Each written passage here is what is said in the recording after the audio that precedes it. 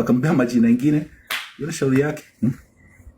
Kama yeye anaenda kumpea majina mengine, hiyo shauri yake. Mimi hata nilimtumia majina ya mtoto. And I told her the door is open.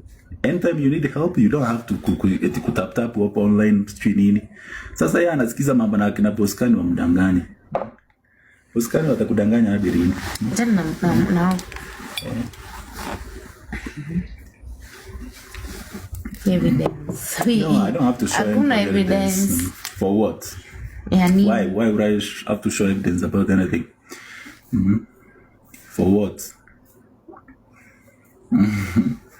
Ndio nini ifanyike? Si nyinyi ndio mmeanza kuandika hapo DNA, that's why I talked about this, but this was not about the DNA or anything like that. I don't need DNA for my kids. I know my kids. I don't need to do DNA for my kids. Well, if you have to do DNA for your kids, then you don't know your kids. Me, I know my kids. I know my kids. Sasa mnaongea hapa mimi. Kana bahati hata siku delete. Unajua nikwanga na hiyo tabia. Ay. Me, but remember it's not about us. Hebu niangalie. Nisome message. I reached out. Nasema kwanza alisema hata block yuko sindio? Even on WhatsApp. Kusema sio.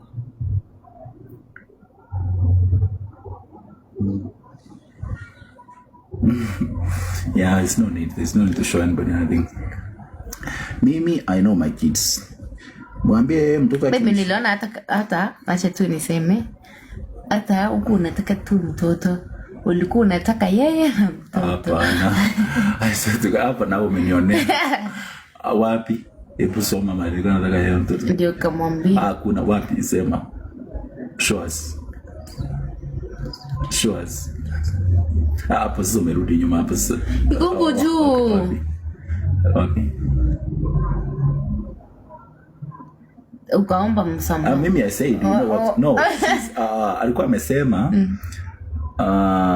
I said, I'm sorry for everything. I take responsibility on my side. Hopefully, I can be there for both of you going forward. Kumsupport. It was not about the both of you. It is just me. I was not interested. Did you unblock me? No. Yeah, unapenda kuweka chumvi by the way. Unapenda kuweka chumvi. No, that you misunderstood that. By the way, huwezi ongea na mtu lazima kwa unblock ndio ongea. Me, I was trying to be a bigger person. Unajua kuna times zingine hizi video za TikTok, it does not matter because at the end of the day I know that's my kid. Na mimi siwezi taka mtoto wangu niona akisumbuka mahali. Yeah. So that's why I was trying to be a bigger person. Nikasema, you know what? Let me reach out as a bigger person because I have no. Unajua wakati uko na feelings na mtu ndio unashindwa ku reach out or anything like that. I said, you know what? The baby's coming. It was on the 15th. The baby was supposed to be born on the 18th, according to me, my calculation. So I said, you know what? Reach out. And that time hata nilikuwa nimepoteza my dad. I reached out nicely to make sure she's okay. I wished her all the best on delivery. Nikamwambia, if you ever need anything, I'm always here for you. Simple.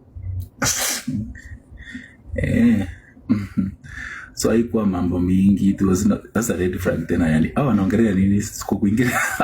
Red flag ni ya nini? Red flag, yeah. Red flag ni ya nini? You tried. By the baby, you tried. Yeah, I tried the best. As a